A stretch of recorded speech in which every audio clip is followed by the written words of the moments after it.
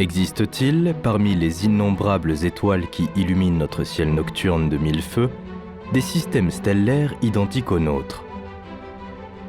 Qui ne s'est jamais posé cette question en plongeant son regard dans les profondeurs d'une nuit étoilée? À ce jour, nul n'est disposé à répondre à ce mystère. Pourtant, les astronomes qui s'intéressent à cette question depuis l'Antiquité n'ont de cesse de traquer, observer, puis répertorier chacune des étoiles découvertes au fil de leurs travaux, même les plus insignifiantes. Bien qu'il n'ait pas de réponse fiable à nous partager concernant le nombre d'étoiles qui nous entourent, ils sont aujourd'hui en mesure d'affiner leurs estimations. Les dernières avancées technologiques, toujours plus performantes, permettent à présent aux scientifiques de préciser leurs chiffres, et ceux-ci, comme tu peux t'en douter, sont vertigineux. Certains estiment qu'il pourrait y en avoir plus de 200 millions de trillions. Pour tenter d'apporter une réponse à cette question, mais aussi pour mieux comprendre les rouages de l'univers, l'Agence spatiale européenne a lancé en 2013 la mission Gaïa. Un satellite d'astrométrie bien plus performant que son prédécesseur, le satellite Hipparcos, qui lui a fonctionné seulement 4 ans de 1989 à 1993, a photographié le ciel en continu en 3 dimensions. Il a pu mesurer la position, la distance ainsi que le mouvement d'1 milliard d'étoiles. Ce sont donc des milliards de données qui ont été récoltées avant d'être traitées par une équipe dirigée par des chercheurs du CNRS. Ils ont alors réalisé un exploit inédit en créant la première carte de notre voisinage galactique. Bien sûr, cette carte n'est pas exhaustive, et les chercheurs ne doutent pas que de nombreux objets soient restés dans l'ombre sans avoir pu être immortalisés, soit parce qu'ils sont masqués par d'autres astres. Néanmoins, dans un rayon de seulement 10 parsecs, c'est-à-dire 32,6 années-lumière autour de notre Soleil, ils ont comptabilisé 540 objets célestes, dont 373 étoiles de différents types, ainsi que 77 exoplanètes. Cette carte, en plus de définir la position des étoiles, nous livre d'autres informations, comme la luminosité des astres, leur classe spectrale, mais surtout leur interaction avec d'autres objets cosmiques. Il s'avère que plus de la moitié des étoiles recensées dans notre galaxie sont des étoiles de classe M, à savoir des naines rouges semblables à Proxima Centauri, l'étoile la plus proche de notre propre Soleil. Certaines semblent isolées, tandis que d'autres font bel et bien partie d'un système. Chers voyageurs, bien le bonjour. Aujourd'hui, nous partons visiter les systèmes stellaires voisins, des plus lumineux aux plus surprenants. Ton voyage te mènera aujourd'hui au plus près de ces astres qui peuplent le voisinage de notre Soleil. Je te propose de t'installer confortablement dans notre vaisseau spatial qui te conduira rapidement dans ces contrées lointaines et fascinantes. Mais avant de commencer notre voyage interstellaire, si ce n'est pas déjà fait, pense à liker la vidéo et à t'abonner à la chaîne pour ne rien manquer. Merci et bon voyage.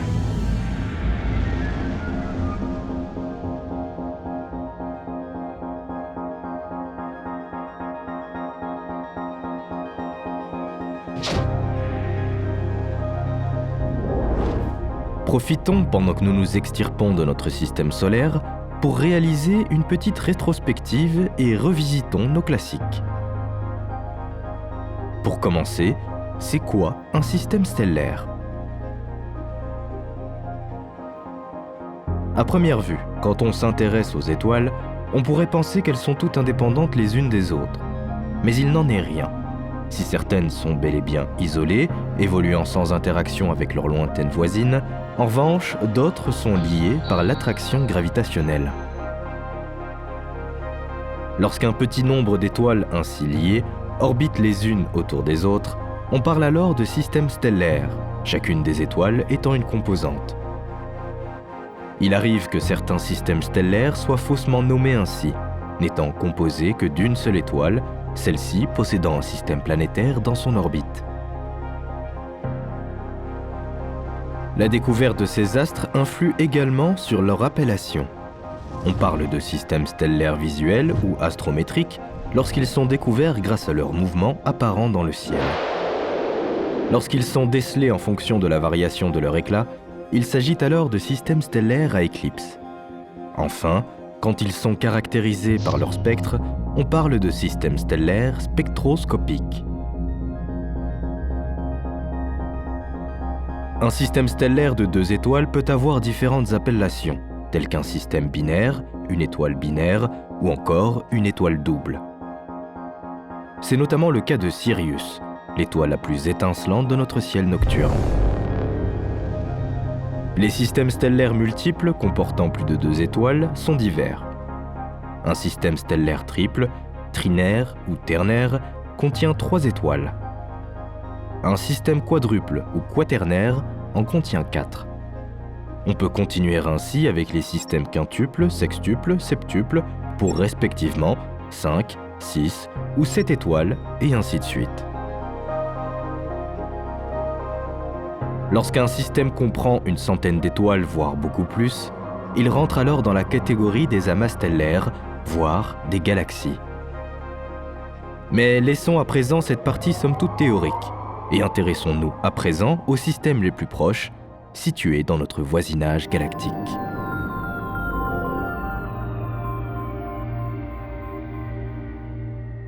Nous arrivons à proximité du système stellaire le plus proche de notre Soleil.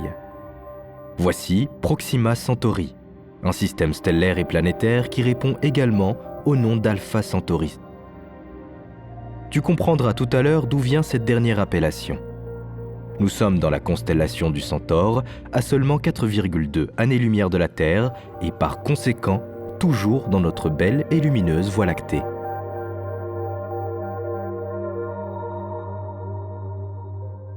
L'objet lumineux que tu as devant toi est une naine rouge.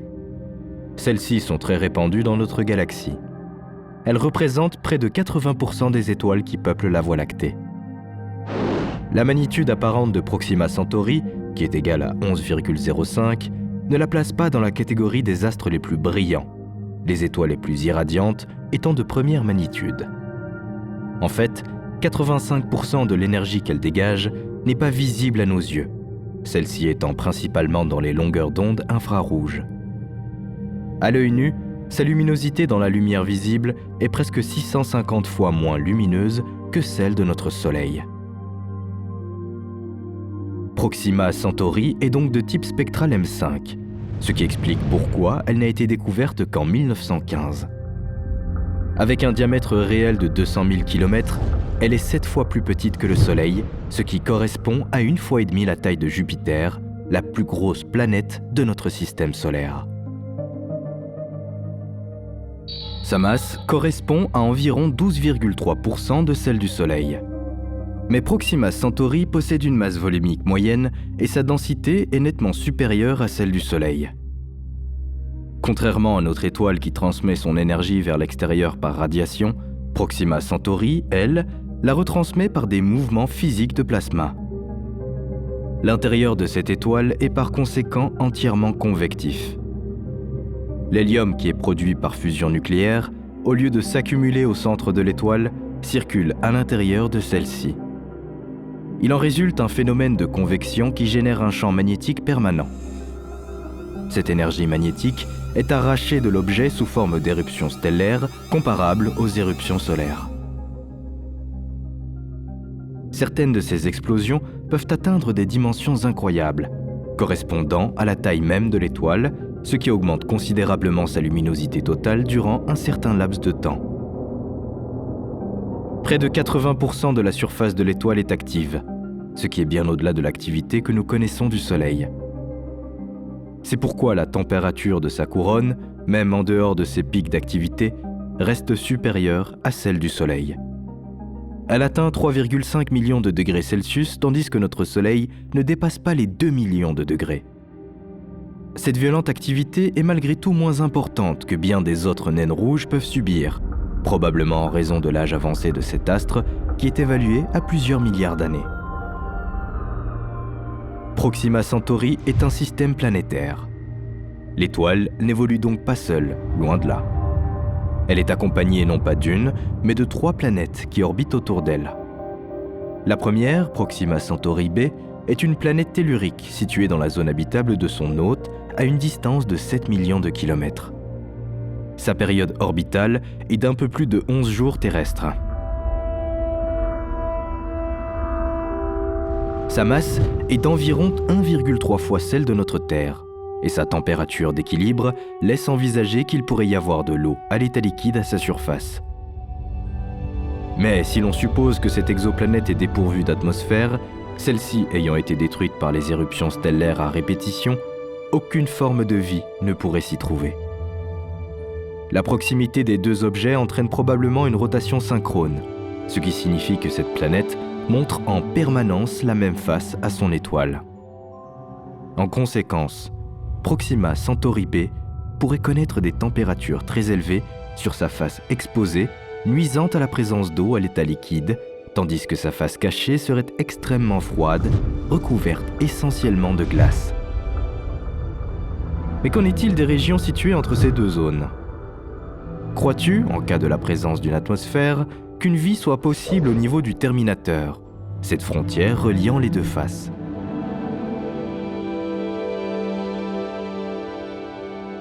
La seconde planète qui orbite autour de Proxima Centauri est une super-Terre froide de type mini-Neptune. Voici Proxima Centauri c. D'une masse de 5,8 fois celle de la Terre, elle se situe à environ 1,5 unité astronomique de son étoile. Sa période orbitale est de 1900 jours, soit un peu plus de 5 ans terrestres. Enfin, une exoplanète dont la masse représente un quart de celle de la masse de la Terre a été décelée en 2022. Il s'agit de Proxima Centauri d, une exoplanète distante de son hôte de seulement 4 millions de kilomètres. La vie sur cette planète qui orbite en seulement 5 jours est fatalement impossible en raison de sa proximité avec l'étoile. Par ailleurs, Proxima Centauri, bien que découverte tardivement, s'est révélée appartenir à un système encore plus grand. En fait, elle n'est que le 3e et le plus petit astre d'un système triple, Alpha Centauri, ou Alpha du Centaure, qui lui est répertorié depuis bien plus longtemps.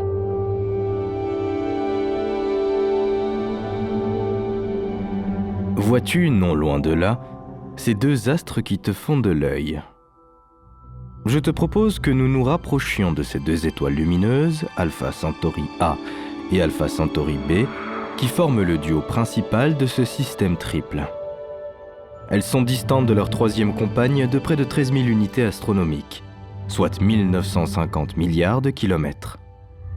Cette distance, qui ne représente que 5% de celle qui sépare Alpha Centauri AB de notre Soleil, suggère tout de même une période orbitale de Proxima Centauri entre 507 000 à 613 000 autour du duo principal. L'éloignement ainsi que sa petite vitesse orbitale expliquent pourquoi Proxima Centauri a longtemps été exclue de ce système, auquel elle est malgré tout liée par la gravitation. À l'œil nu, ce système binaire, du fait de la proximité de ses composants, apparaît depuis notre Terre comme l'étoile la plus brillante de la constellation du Centaure et la 3e la plus brillante de notre ciel, Sirius et Canopus la surpassant. Semblables au Soleil, les 2 astres qui la composent sont respectivement de classe G2 et K1.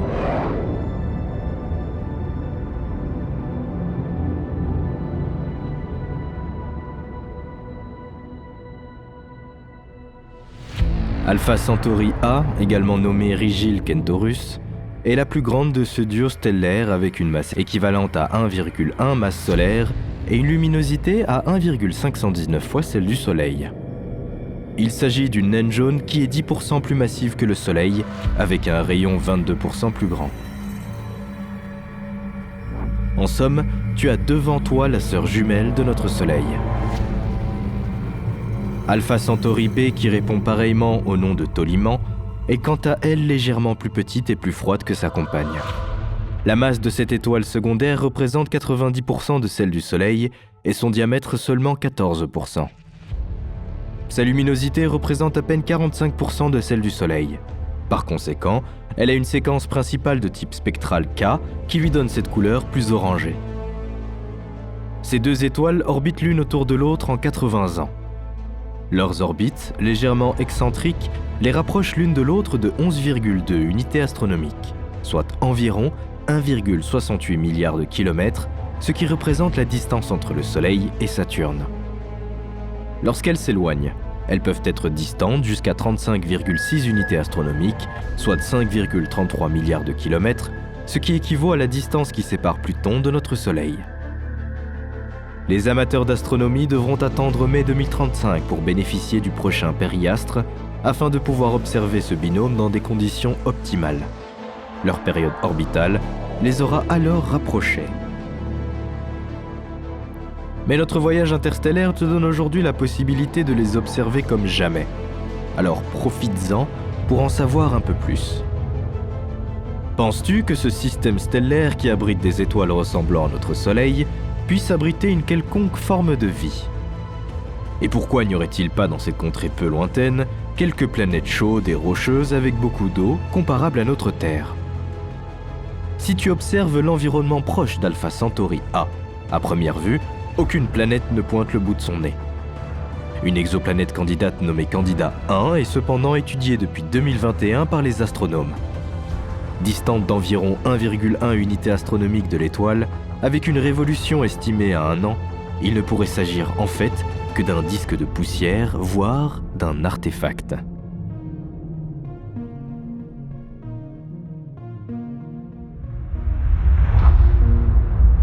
En revanche, Alpha Centauri B pourrait avoir plusieurs compagnons de route, même si ces derniers n'ont pas non plus été confirmés par la sphère scientifique.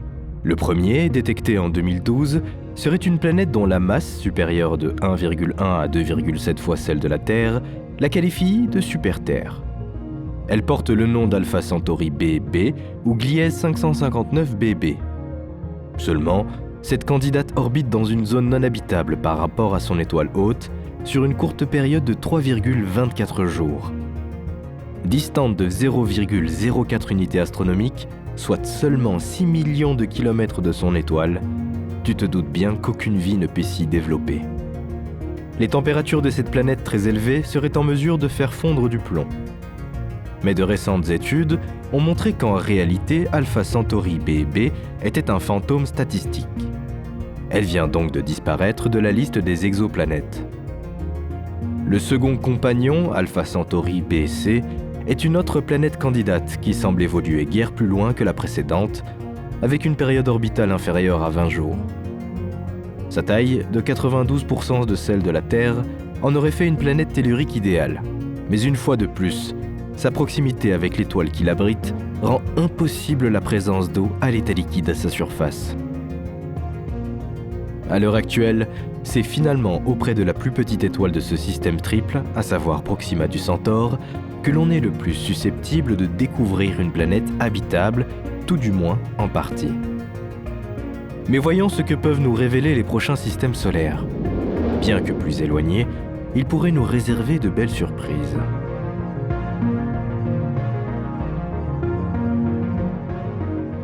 Commençons par l'étoile de Barnard, qui se situe un peu plus loin dans la constellation d'Ophiuchus, à 5,9 années-lumière de notre Soleil. En dépit de sa proximité avec notre système solaire, sa faible luminosité empêche son observation sans télescope. En effet, il s'agit d'une naine rouge de type spectral M4. En d'autres termes, c'est une vieille dame. D'un âge avancé de quelques 10 milliards d'années, elle présente une déficience en métal. Elle en renferme à peine 25% de la quantité contenue par le Soleil. De plus, elle a beaucoup perdu de son énergie de rotation. Celle-ci est de 130 jours, ce qui est relativement lent comparé à celle du Soleil, qui lui l'effectue en 25 jours seulement. Bien moins rayonnante que notre Soleil, elle est à peine plus lumineuse que 100 pleines lunes cumulées. Sa masse représente 17% de masse solaire et son rayon 15 à 20% de celui du Soleil. Pour autant, cette étoile monopolise la sphère des scientifiques pour diverses raisons. Sous ses airs calmes, elle peut encore manifester de forts accès de colère, se traduisant par une activité stellaire significative. D'ailleurs, en 1998, une intense éruption solaire a été observée. La température atteinte lors de cette éruption a dépassé les 7700 degrés Celsius, soit plus du double de la température propre à l'étoile. L'étoile de Barnard est donc une étoile dite éruptive. Par ailleurs, elle est quelquefois surnommée l'étoile en fuite de Barnard. Si les étoiles apparaissent comme des points fixes dans notre ciel nocturne, elles se déplacent néanmoins toutes dans notre univers. Mais ces mouvements, ramenés à l'échelle de la durée de nos vies humaines, paraissent dérisoires. Cependant, l'étoile de Barnard détient un record de vitesse. C'est l'astre qui se déplace le plus rapidement dans notre ciel terrestre, sans suivre le flux général des étoiles qui brillent autour de notre Voie lactée. Pour te donner une idée, cette étoile se déplace dans notre ciel d'environ une largeur de pleine lune sur une période de 174 ans. Cela peut te paraître extrêmement lent, mais en comparaison aux autres étoiles, l'étoile de Barnard donne l'impression de filer dans la voûte céleste avec une vitesse latérale relative, c'est-à-dire de côté par rapport à notre Soleil, de 90 km par seconde. Sa vitesse radiale la rapproche de notre système solaire à la folle allure de 140 km par seconde. D'ici à l'an 11 800 après Jésus-Christ, l'étoile de Barnard ne devrait être qu'à seulement 3,8 années-lumière de notre Terre.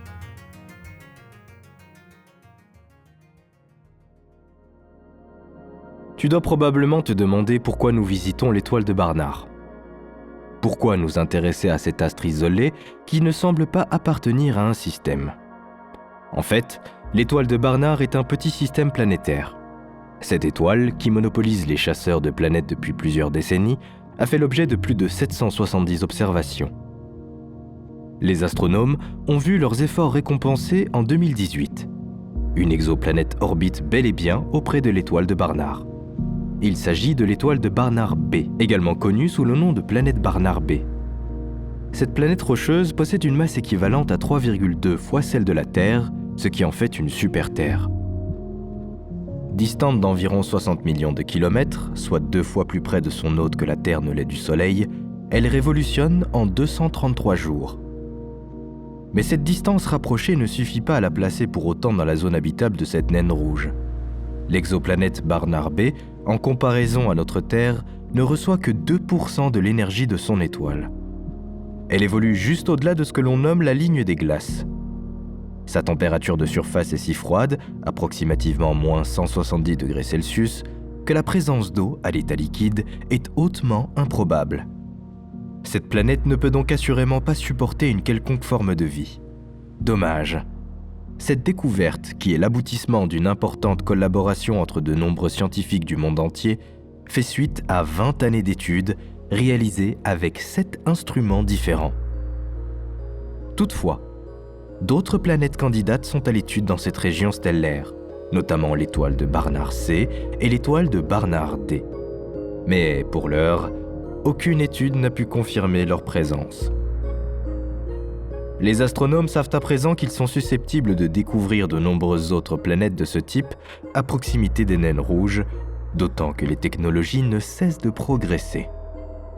Reste maintenant à mettre la main sur une exoplanète qui présente les conditions idéales pour accueillir la vie.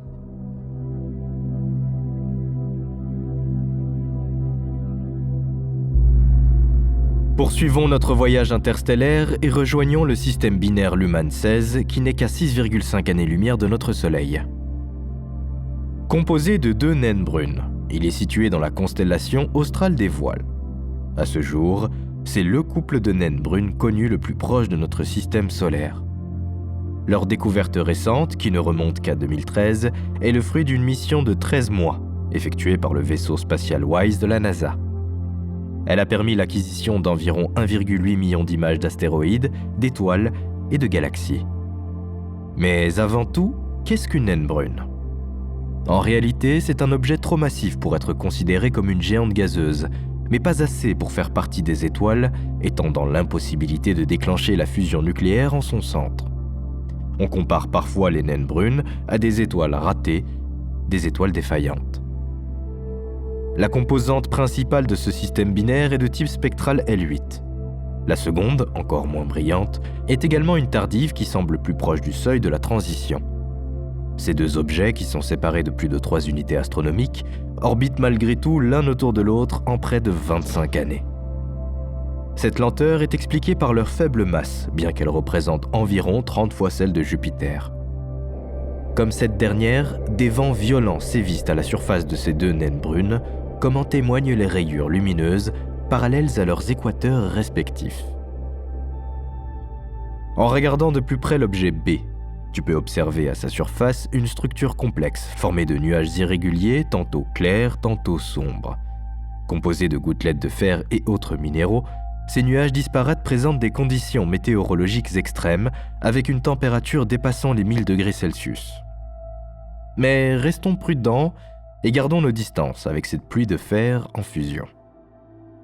En raison de leur faible luminosité, ces deux naines rouges offrent aux scientifiques un laboratoire à ciel ouvert qui devrait leur permettre d'étudier plus aisément ce type d'objet. Les naines brunes pourraient leur dévoiler les secrets qui régissent l'évolution planétaire, mais aussi la formation des étoiles. Elles pourraient même permettre de découvrir des exoplanètes. Si les naines brunes ne sont pas assez massives pour permettre la fusion de l'hydrogène comme le font les étoiles, en revanche, elles refroidissent lentement lorsqu'elles se contractent, tandis que leur gravité de surface augmente. De ce fait, la température de surface d'une naine brune peut considérablement varier. Elle peut atteindre des degrés presque comparables à ceux d'une étoile et, à contrario, des degrés aussi faibles que ceux d'une planète froide. Leur âge et leur composition physique sont tout autant de paramètres qui les rendent différentes les unes des autres. Elles peuvent alors présenter de grandes diversités de couleurs et de caractéristiques spectrales. De légères perturbations sont observables dans les orbites de ces deux naines brunes. Une planète est probablement à l'origine de ces variations. Mais encore faut-il, pour mettre le doigt sur cet objet non confirmé, savoir de quel côté chercher et à quelle distance. Car comme nous l'avons déjà constaté, même à de très grandes distances les uns des autres, des objets peuvent être liés.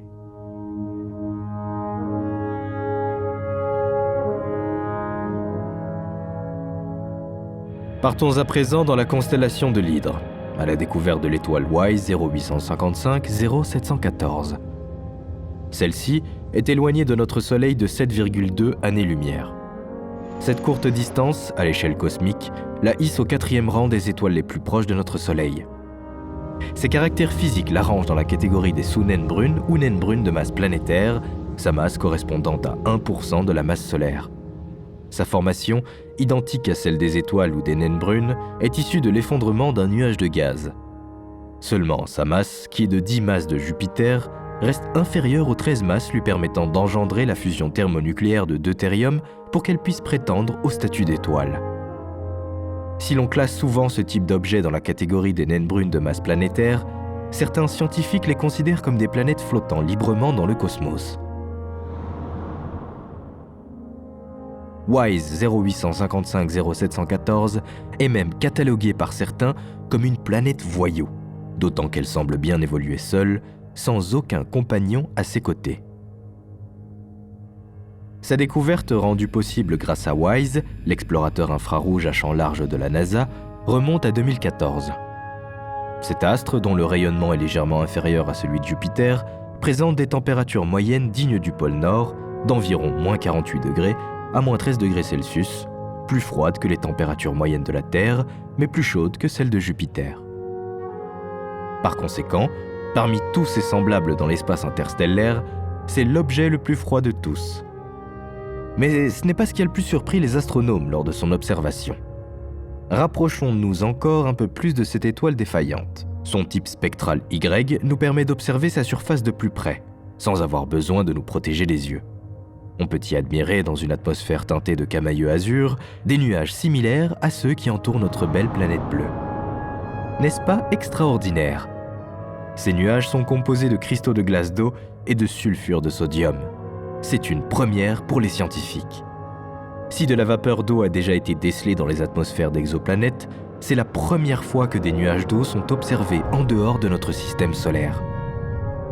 Même au plus proche de notre planète, ces observations ne sont en général possibles que sur Terre ou sur Mars. Les planètes géantes sont quant à elles si froides que les nuages de glace d'ammoniac masquent les nuages d'eau, comme sur Jupiter et Saturne, et les atmosphères de Neptune et d'Uranus empêchent toute visibilité. En somme, cette étoile dite défaillante intéresse tout de même au plus haut point la sphère scientifique, d'autant qu'elle évolue en solitaire dans l'espace interstellaire. Comme tu l'as probablement constaté, aucun autre objet ne semble être lié gravitationnellement à cette étoile déchue. Les observations qui se tournent vers elle ne peuvent donc pas subir les interférences d'une étoile voisine qui pourrait provoquer un quelconque éblouissement.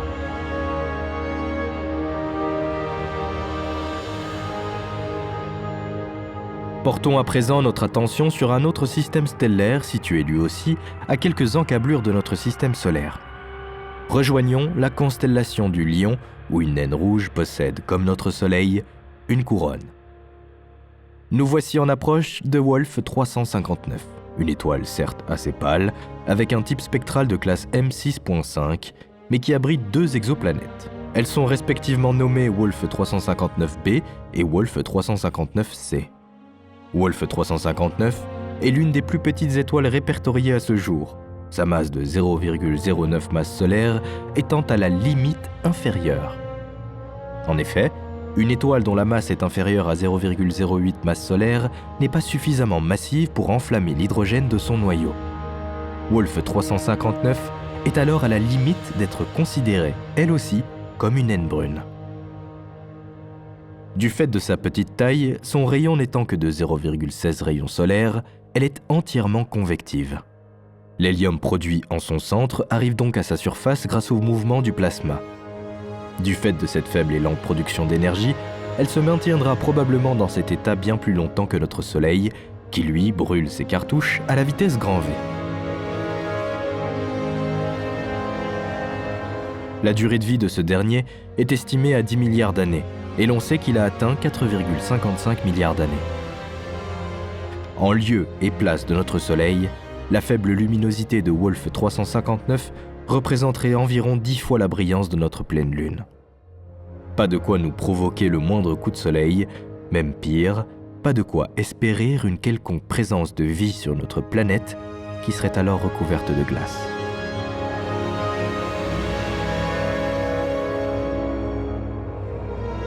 Pourtant, ce jeune spinner, âgé d'au moins 100 millions d'années, et dont la vitesse de rotation projetée est inférieure à 3 km par seconde, est une étoile flare, autrement dit une étoile variable. De type UV-Ceti, elle subit parfois des augmentations brutales de sa luminosité sur tout son spectre. Son activité magnétique induit de brèves éruptions qui peuvent se produire tout de même au rythme de 32 événements sur une période de 2 heures, la plupart étant des micro-éruptions. Sa température de surface, bien inférieure à celle de notre Soleil, est tout de même de 2500 degrés Celsius. Cette température est suffisamment basse pour que les composés chimiques subsistent assez longtemps pour être observés à l'aide de leur ray spectral. En 2001, des raies moléculaires composées de monoxyde de carbone, d'hydrure de fer, d'hydrure de chrome, d'eau, d'hydrure de magnésium, d'oxyde de vanadium ou encore d'oxyde de titane ont ainsi pu, pour la première fois, être observées à partir d'un télescope terrestre.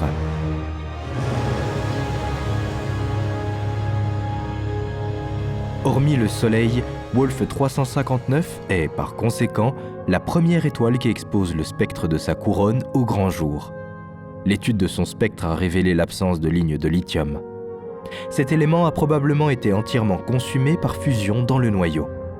C'est d'ailleurs le paramètre qui permet de conclure que cet astre doit être âgé d'au moins 100 millions d'années.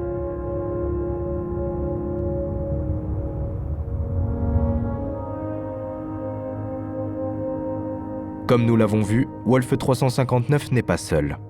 Elle a 2 compagnons de route. 2 planètes orbitent autour d'elle. La première, Wolf 359b, est éloignée de 276 millions de kilomètres et la seconde, Wolf 359c, est quant à elle proche de 2,7 millions de kilomètres.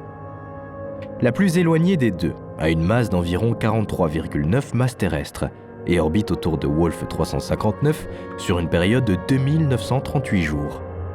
La plus proche, à savoir Wolf 359c, est bien moins massive avec ses 3,8 masses terrestres. Elle orbite autour de son étoile en 2,7 jours. Malheureusement, ces 2 planètes sont soit trop éloignées, soit trop proches de leur hôte, pour être situées dans la zone habitable qui, elle, s'étend de 3,6 et 7,7 millions de kilomètres de distance. Wolf 359b serait si froide qu'elle ne pourrait qu'être recouverte d'un épais manteau de glace tandis que sa compagne Wolf 359c subirait des températures trop élevées pour que l'eau puisse rester à l'état liquide à sa surface. Nos efforts pour tenter de mettre le doigt sur une exoplanète potentiellement habitable devront donc se porter sur un autre système stellaire.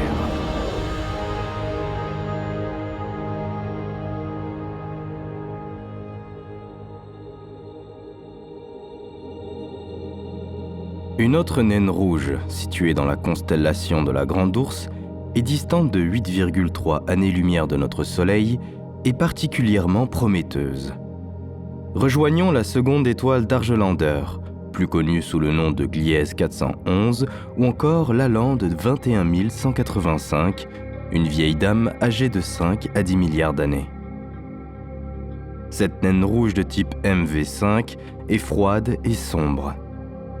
Sa luminosité, qui est 6000 fois plus faible que celle de notre Soleil, ne l'empêche pas cependant de faire partie des naines rouges les plus brillantes du voisinage solaire. Sa magnitude apparente n'étant que de 7,47, elle ne peut en conséquence pas être observée à l'œil nu. Elle a tout d'un demi-soleil, une masse d'environ 46% de masse solaire et un diamètre équivalent à 40% de celui du Soleil. Si sa masse avait atteint les 50% de masse solaire, elle aurait probablement intégré la catégorie des géantes rouges. Sa température de surface, qui est d'environ 3328 degrés Celsius, soit 62% de celle du Soleil, peut subir des variations brutales, de même que sa luminosité. En effet, Gliese 411 est une étoile dite éruptive, une étoile flaire.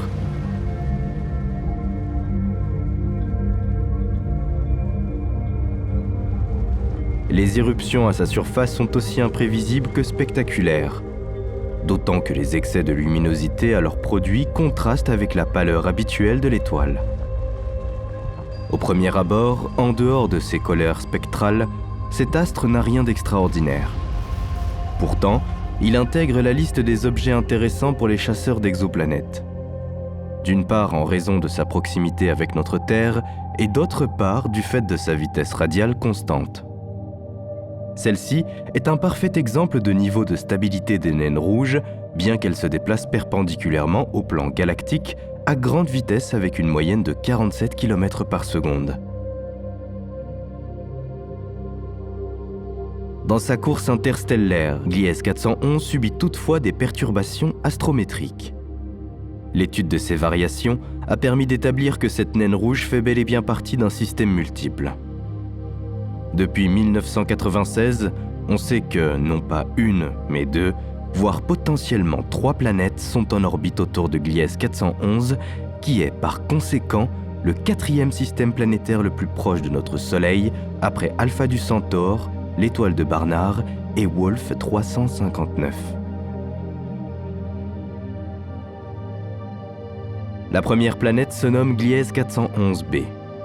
Il s'agit d'une super-Terre. Sa masse correspond à 3 masses terrestres. Très proche de son étoile, soit à 0,08 fois la distance Terre-Soleil, elle boucle sa période orbitale, qui d'ailleurs est très circulaire, en seulement 13 jours. Gliese 411b est 5 fois plus proche de son hôte que Mercure ne l'est du Soleil. Et bien que cette étoile soit moins chaude que le Soleil, la planète n'est pas dans la zone habitable. Elle reçoit 3,5 fois plus d'énergie que la Terre n'en reçoit du Soleil et doit, de ce fait, avoir de fortes ressemblances avec Vénus. Une seconde planète évolue à un peu moins de 3 unités astronomiques de l'étoile mère. Voici Gliese 411c. Cette exoplanète, dont la masse dépasse 13 masses terrestres, parcourt son orbite en 2946 jours. Il s'agit donc d'une planète de type Neptune, située bien au-delà de la zone habitable. Enfin, une 3e planète pourrait également interférer sur l'étoile principale, la plaçant alors dans la catégorie des systèmes quadruples. Nommée Gliese 411d, elle est distante de 0,5 unités astronomiques de son hôte. Avec une masse équivalente à 4 masses terrestres, elle connaît une période orbitale de 215 jours. Reste à savoir si sa température et son atmosphère sont propices, ou pas, à une quelconque forme de vie. Et toi, qu'en penses-tu ?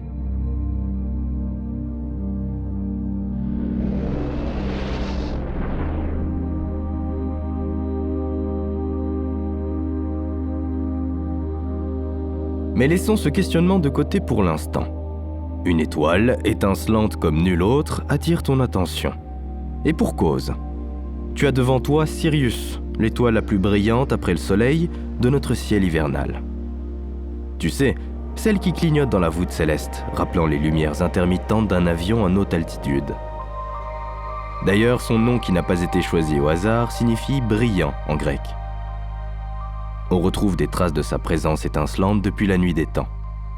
Pour les Égyptiens de l'Antiquité, l'étoile du Nil, comme ils la nommaient, annonçait les périodes de crue du fleuve. Dans l'astronomie chinoise, elle portait le nom de loup céleste, tandis que les Grecs l'associaient au chien d'Orion, alors baptisé Sirius. Cet astre a également joué un rôle fondamental pour les navigateurs polynésiens en leur servant de repère. Les étoiles étaient leur unique outil fiable pour s'orienter en mer et Sirius, facilement reconnaissable, marquait le zénith du lieu de culte le plus honoré de toute la région polynésienne.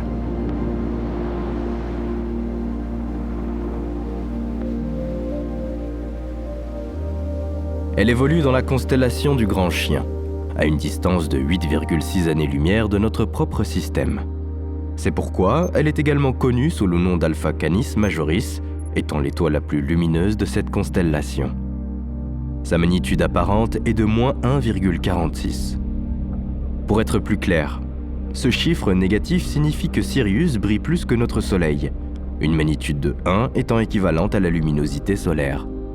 C'est pourquoi, malgré une distance éloignée, mais en même temps si proche de notre système solaire à l'échelle du cosmos, Sirius, qui est classé dans les catégories des étoiles blanches, paraît si éclatante. Sa luminosité est ponctuée de variations lorsqu'elle est observée depuis la Terre. Comme tu peux le constater, elle ne clignote pourtant pas plus que notre Soleil. Cet effet est dû au fait que Sirius est situé très bas sur notre horizon terrestre. La lumière émise par l'astre doit par conséquent traverser une grande partie de l'atmosphère avant de nous parvenir.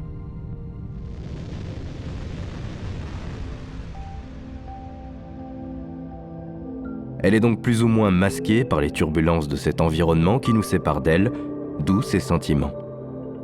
Lors de notre approche, si tu regardes attentivement Sirius, tu constates qu'il s'agit en fait d'une étoile binaire. Elle est composée de 2 étoiles. Le principal, Sirius A, est une étoile blanche, légèrement bleutée de type spectral A0 ou A1. Plus lumineuse que notre propre étoile, elle est 2,3 fois plus massive et 1,8 fois plus grande que notre Soleil. Je te laisse imaginer la chaleur qui règne à sa surface, sa température étant supérieure à 9600 degrés Celsius, soit bien plus que notre Soleil qui lui se consume à 5504 degrés. Toutes ces caractéristiques évoquent l'âge relativement jeune de Sirius, qui ne doit pas avoir plus de 200, voire 250 millions d'années. Elle a pour compagne une naine blanche, nommée Sirius B. Cette dernière, en raison de sa petite taille, de sa proximité avec Sirius A et de sa faible magnitude qui n'est que de 8, n'a été découverte que très tardivement, en 1862. En tant que naine blanche, Sirius B a une taille comparable à celle de la Terre, tandis que sa masse est équivalente à celle du Soleil et que ses températures estimées sont 3 fois plus élevées que celles de Sirius A. Séparée de l'étoile principale de 19,5 unités astronomiques en moyenne, soit, rappelons-le, 19,5 fois la distance entre la Terre et le Soleil, elle orbite autour d'elle sur une période de 50 ans. En raison d'une orbite elliptique fortement marquée, la distance entre ces 2 astres peut varier de 8,1 à 31,5 unités astronomiques. Cette distance maximale sera d'ailleurs prochainement atteinte d'ici à 2024-2025, alors que le prochain passage au périastre du système, c'est-à-dire le moment où les 2 astres seront les plus proches, est prévu pour 2044. Ce système binaire s'agite seul dans le cosmos. Aucune planète n'a pour l'heure été aperçue dans son entourage. Sirius étant une jeune étoile, il s'avère peu probable que des exoplanètes soient en orbite autour d'elle. Toutefois, depuis 2018, la NASA explore cet objet brillant à l'aide du Transiting Exoplanet Survey Satellite. Et qui sait, sa forte luminosité pourrait masquer un, voire plusieurs objets planétaires.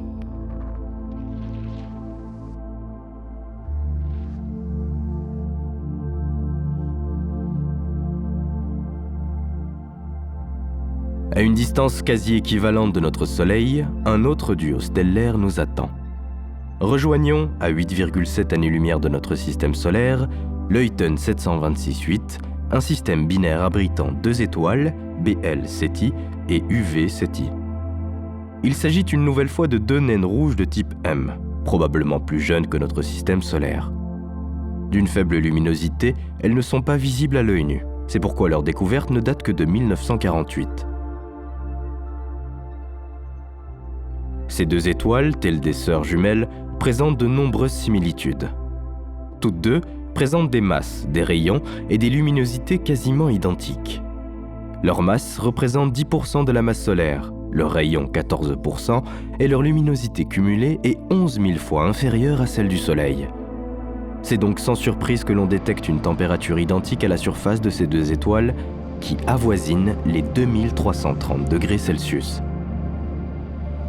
Si les deux astres orbitent autour d'un barycentre commun sur une période de 26,5 années, en revanche, leurs orbites sont marquées par une forte excentricité.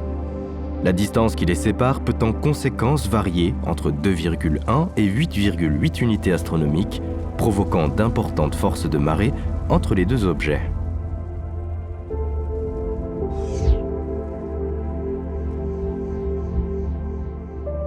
BL Ceti, le composant principal de ce duo, présente une luminosité 6000 fois inférieure à celle du Soleil, tandis que l'étoile secondaire, UV Ceti, elle, présente une luminosité 4000 fois inférieure.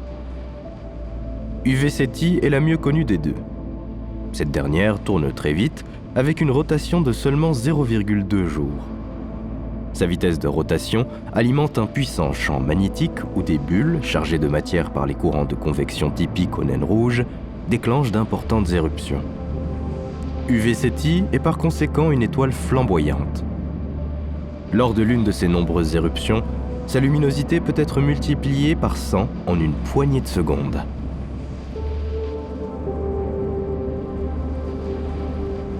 Dans le même temps, des émissions massives de rayons UV et de rayons X embrasent l'environnement de l'étoile. En 1952, l'observation d'UV Ceti a permis de comptabiliser pas moins de 75 variations de sa luminosité en seulement 20 secondes. Cette particularité la place donc dans la catégorie des étoiles variables où, de surcroît, elle sert de référence. En effet, d'autres étoiles éruptives sont parfois intégrées à la catégorie des variables de type UV Ceti. L'étoile principale est quant à elle moins active. C'est probablement lié au fait qu'elle présente une vitesse de rotation moins élevée. Néanmoins, les mouvements de ces deux étoiles sont à l'origine de vents stellaires inhabituels. Leurs surfaces sont soumises à des vents plus violents que ceux connus par le Soleil, bien que plus faibles, à des distances équivalentes. L'héliosphère qui en résulte s'étend jusqu'à 10 ou 20 unités astronomiques. Lors d'éruptions massives, cette héliosphère peut être expulsée jusqu'à 100 unités astronomiques. Lorsque l'éruption de l'une des deux étoiles se dirige vers la seconde, une zone de choc se crée quelque part entre les deux astres, donnant ainsi une forme complexe et non sphérique à l'héliosphère qui entoure UV Ceti. En somme, l'environnement proche de ce système stellaire ne semble pas des plus propices pour accueillir une planète dans les meilleures conditions. Celle-ci, en plus d'être soumise aux vents stellaires, subirait inexorablement les explosions de colères imprévisibles d'UV Ceti. Pour autant, des oscillations ont été remarquées dans les orbites des deux étoiles, en particulier celle de BL Ceti.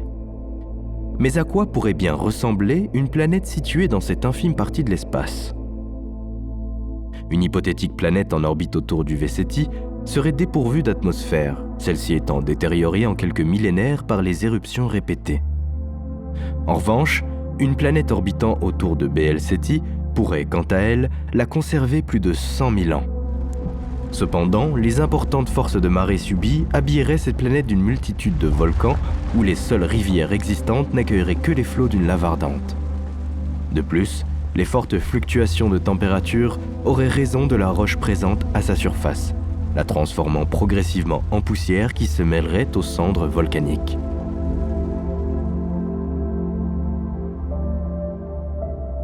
Une planète en orbite autour de ces deux étoiles serait quant à elle distante de plus de 30 unités astronomiques. Certes, elle pourrait maintenir son atmosphère, mais ses températures inférieures à moins de 130 degrés Celsius ne seraient pas des plus attractives et la luminosité sur cette planète serait nulle, sauf lors de fortes éruptions stellaires. En somme, si le système binaire Luyten 726-8 peut s'avérer attirant par son côté spectaculaire, il n'en devient pas pour autant très accueillant.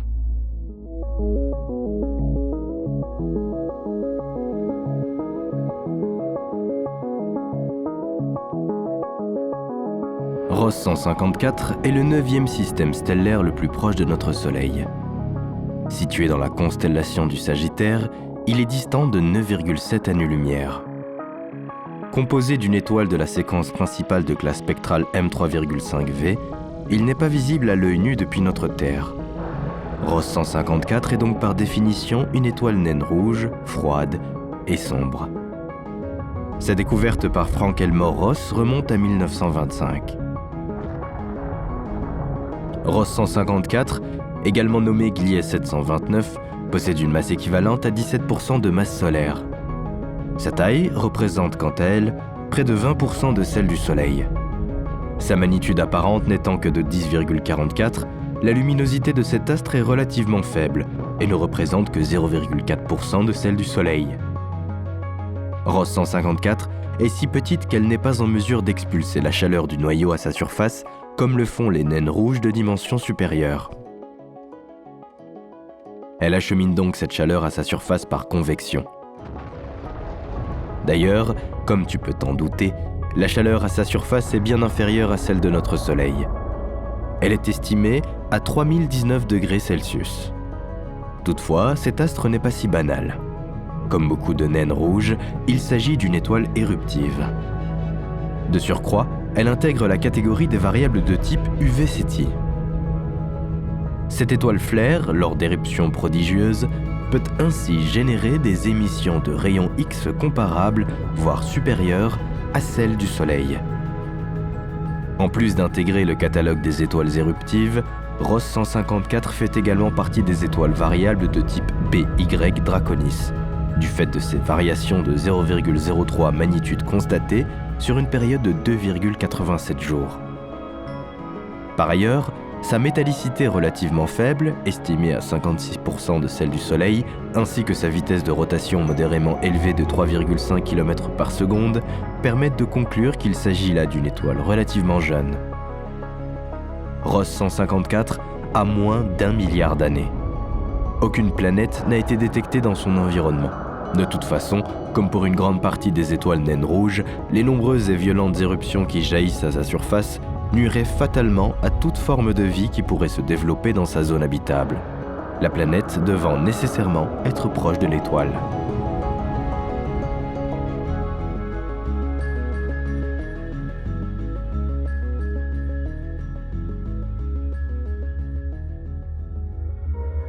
Dans la constellation d'Andromède, une autre naine rouge possède pratiquement les mêmes particularités. Il s'agit de Ross 248, également connu sous le nom de Gliese 905. Situé à 10,3 années-lumière de notre système solaire, il s'agit pareillement d'une étoile flamboyante qui augmente parfois brutalement sa luminosité. Sa masse est d'environ 12% de la masse solaire, son diamètre de 7%, et sa luminosité est 11 000 fois inférieure à celle du Soleil.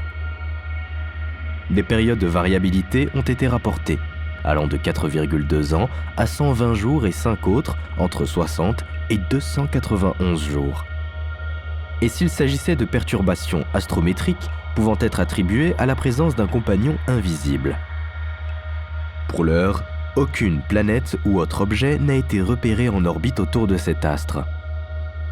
Quoi qu'il en soit, les caprices météorologiques de cette étoile ne peuvent que nuire à toute forme de vie dans sa périphérie proximale, si tant soit peu qu'elle ait pu s'y développer, d'autant que sa couleur rougeâtre empêcherait à une quelconque forme de vie végétale de type terrestre d'effectuer correctement son processus de photosynthèse.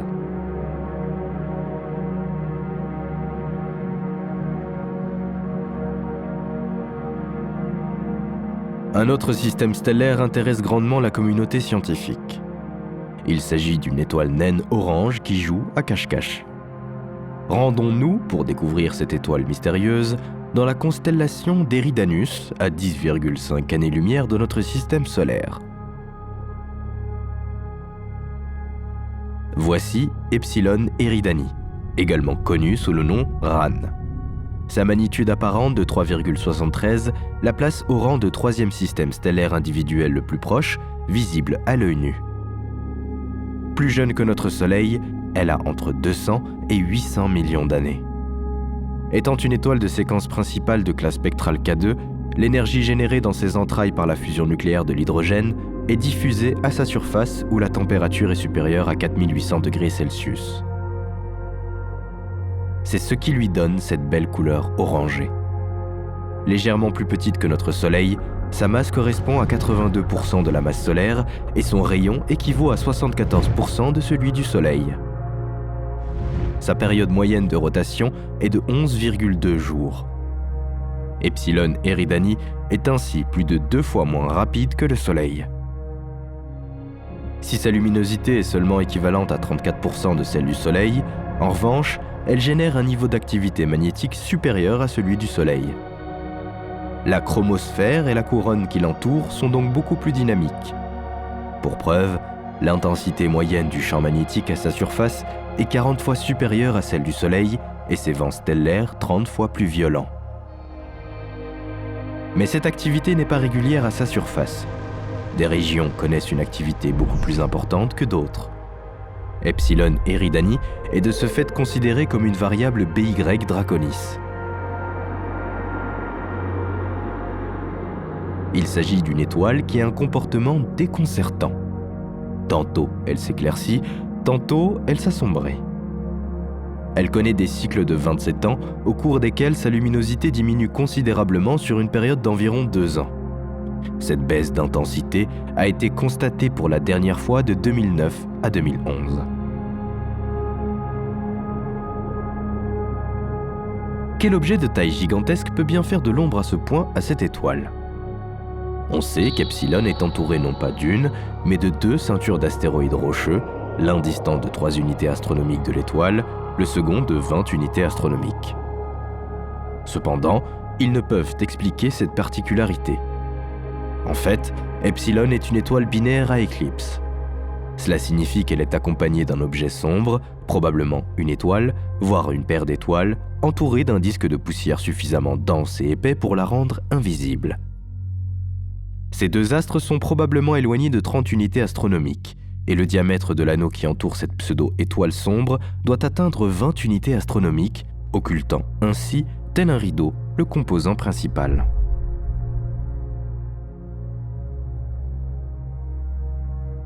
Epsilon nous réserve toutefois encore une surprise. En plus de ces variations de lumière, une étude sur une vingtaine d'années de sa vitesse radiale a mis en lumière des variations périodiques. Ce constat a permis de mettre en lumière la présence d'une planète géante de la taille de Jupiter en orbite autour de l'étoile. Cette planète, nommée Epsilon Eridani B ou encore Aegir, suit une orbite elliptique légèrement excentrique. Son demi-grand axe équivaut à la distance entre notre Soleil et la ceinture d'astéroïdes. La taille de cette géante gazeuse est évaluée entre 80 et 160% de la taille de Jupiter. Elle boucle son orbite en 7 ans.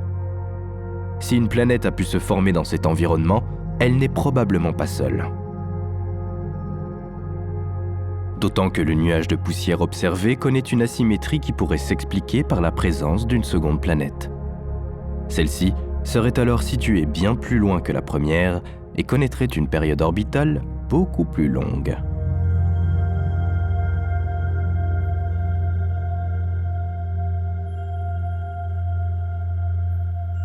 Je te propose à présent de rejoindre une autre naine rouge. Eh oui, encore une. Rappelle-toi, les naines rouges représentent à elles seules près de 80 à 85% du parc stellaire de notre galaxie. Mais cette étoile en question devrait t'intéresser au plus haut point, car elle est considérée par la sphère scientifique comme la meilleure étoile pour rechercher des exoplanètes potentiellement habitables. Découvrons dès maintenant Gliese 887, également connu sous le nom Lacaille 9352. Elle prend la 12e place dans la liste des systèmes stellaires les plus proches du Soleil. Située dans la constellation du Poisson austral à 10,7 années-lumière de notre Terre, elle apparaît comme la naine rouge la plus brillante de notre ciel et ne nécessite qu'un petit télescope pour être observée. Sa luminosité représente environ 1% de celle du Soleil. C'est aussi la plus massive de toutes les naines rouges, avec près d'une demi-masse solaire, à une distance de 6 parsecs du Soleil, soit un peu moins de 20 années-lumière.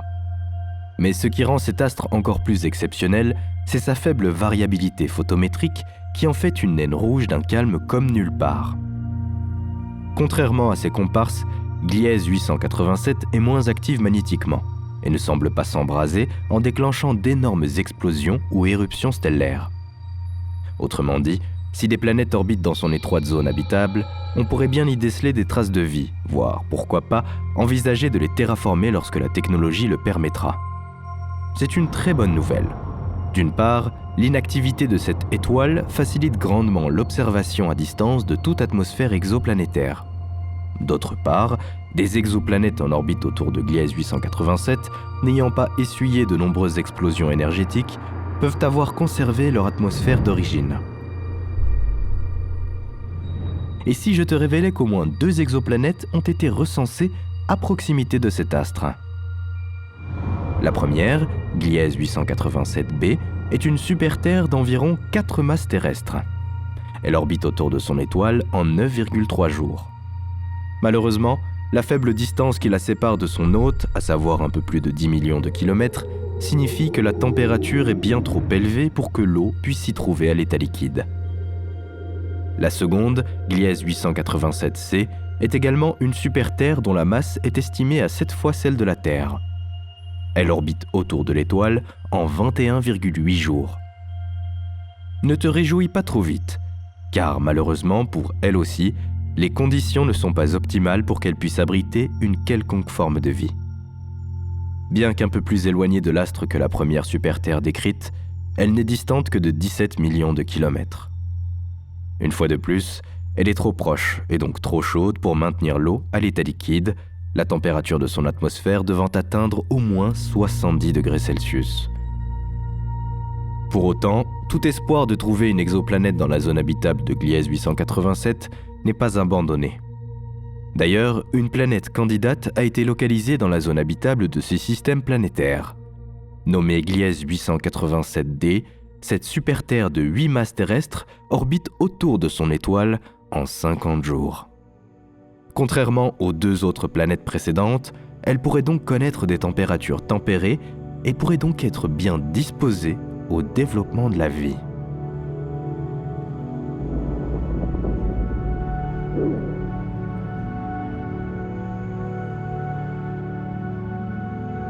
Un autre système planétaire, également distant d'un peu moins de 11 années-lumière, évolue quant à lui dans la constellation zodiacale de la Vierge.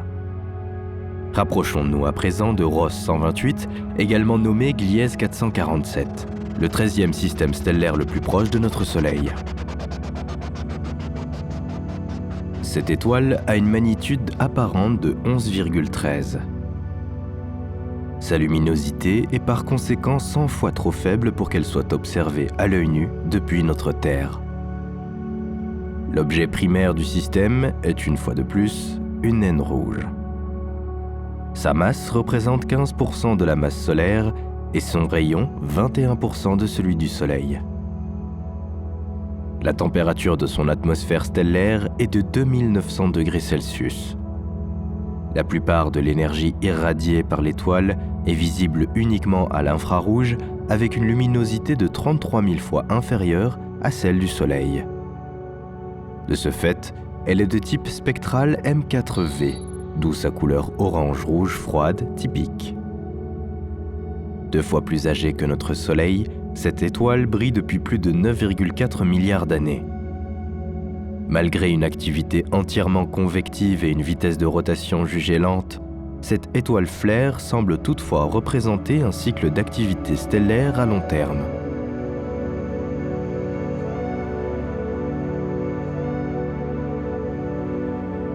Comme mentionné un peu plus tôt, Ross 128 fait partie d'un système. Elle abrite une exoplanète. Celle-ci, probablement tellurique, orbite dans le bord intérieur de la zone d'habitabilité et reçoit de ce fait environ 38% de lumière solaire en plus que la Terre. La planète Ross 128b est donc potentiellement habitable. Il s'agit, après Proxima Centauri b, de la seconde exoplanète la plus proche de notre système solaire à intégrer cette catégorie d'objets cosmiques tant convoités. Voyons à quoi ressemble ce satellite. Un peu plus massif que Proxima Centauri b, Ross 128b renferme au moins 1,35 fois la masse de la Terre.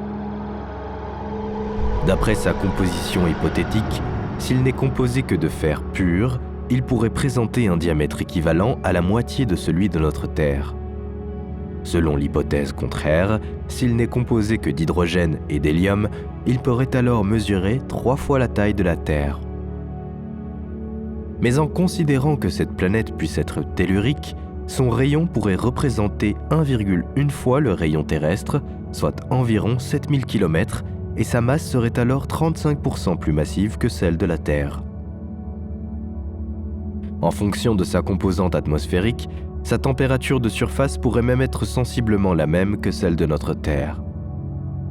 En admettant que tous ces paramètres soient au vert, qu'en est-il de ceux qui sont liés à l'orbite de cette planète ?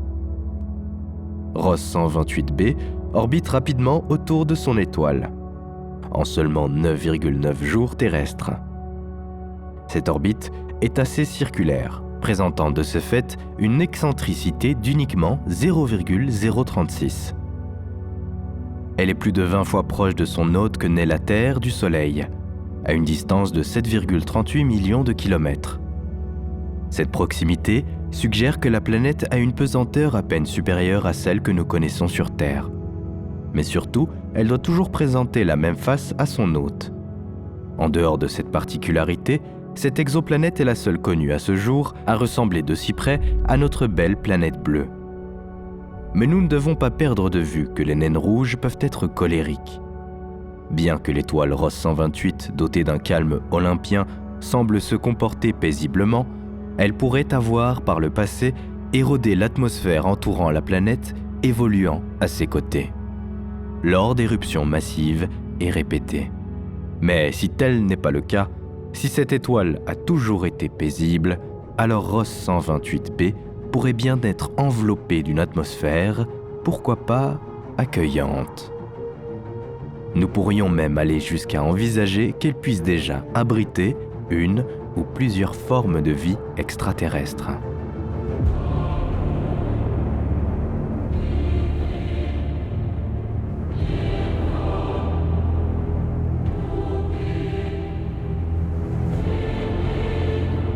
Notre voyage interstellaire touche à sa fin. Il t'a conduit à quasiment 11 années-lumière de notre Soleil. Tu as pu approcher les systèmes stellaires les plus proches de notre Terre. Dans cet espace infiniment grand, une quantité inestimable d'autres systèmes reste à découvrir. Parmi ceux déjà répertoriés, certains se situent à une faible distance. D'autres, en revanche, sont éloignés de plusieurs millions d'années-lumière. Si pour la majorité d'entre eux, de nombreuses similitudes peuvent être notées, pour d'autres, on distingue une composition peu habituelle.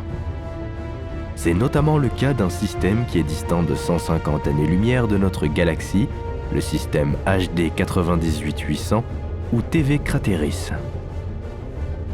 Celui-ci est constitué de 2 paires d'étoiles, éloignées l'une de l'autre de 150 millions de kilomètres. Je te laisse imaginer à quoi ressemblerait notre ciel avec 4 soleils. Mais ce qui le rend encore plus spectaculaire, c'est le disque de poussière qui entoure l'une de ces 2 paires. Un autre système, bien connu de tous, présente également des caractéristiques singulières.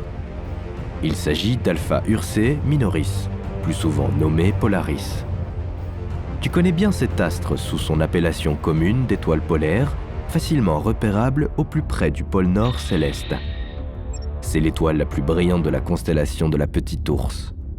Elle est distante de notre Soleil de 431 années-lumière. Mais savais-tu que cet astre est en fait une étoile multiple ? Polaris, qui est une variable céphéide supergéante, a en fait 2 compagnons de plus petite taille. Il s'agit donc d'un système triple. On lui a également trouvé 2 autres composantes encore plus éloignées.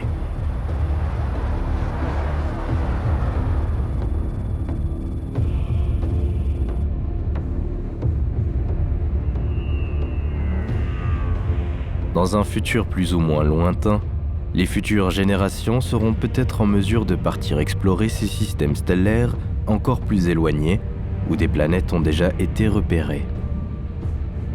C'est notamment le cas du système Trappiste 1, situé à 40 années-lumière. Pas moins de 7 exoplanètes telluriques de la taille de la Terre y ont été découvertes. 3 d'entre elles évoluent dans la zone habitable de l'étoile. L'observation de HR 8799, une étoile distante de 135 années-lumière, a également permis de déceler un autre système planétaire. 4 géantes gazeuses, de 5 à 10 fois la masse de Jupiter, orbitent autour de cette étoile. Mais un autre système est dans la visée des scientifiques. Il s'agit de Kepler 22. Situé dans la constellation du Cygne, à 638 années-lumière de notre Soleil, une étoile de la séquence principale de type G5 abrite une exoplanète baptisée Kepler 22b. Celle-ci, grande comme 2 fois la Terre, orbite non seulement dans la zone habitable de son hôte, mais à une distance lui offrant un climat propice pour permettre à l'eau présente en surface de rester à l'état liquide.